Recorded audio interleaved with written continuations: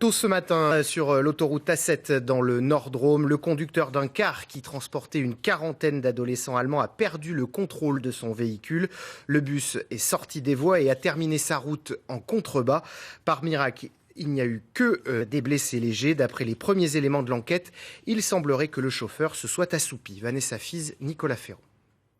Il est environ 5h30 du matin lorsque le car qui transporte des adolescents allemands et leurs enseignants de retour d'un voyage en Espagne percute la glissière de sécurité de l'autoroute, l'écrase et termine sa route en contrebas, 50 mètres plus loin, couché sur le flanc.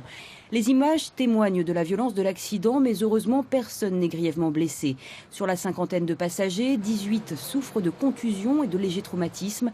Ils sont évacués vers les hôpitaux de Saint-Vallier, de Romans et de Valence. Il y a eu une aire de repos qui était à proximité, ce qui nous a permis de positionner tous nos secours sans trop perturber la circulation, puisque la circulation n'a pas été perturbée et ça a été une aggravation qui n'a pas eu lieu, heureusement.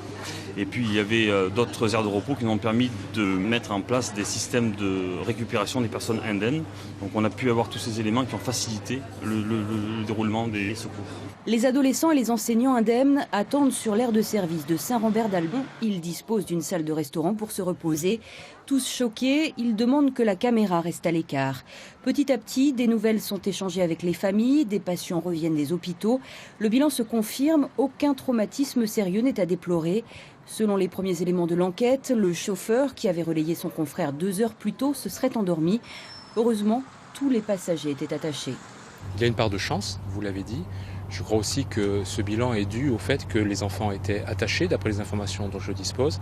Et dans les transports en commun, le fait que les enfants soient attachés est la première cause de sécurité et le premier élément de sécurité qui a été fondamental, je crois, dans le bilan pour l'instant relativement rassurant dont nous disposons. L'enquête devra confirmer les circonstances exactes de l'accident. Tout le monde devrait être de retour à Sarrebourg, en Allemagne, d'ici demain.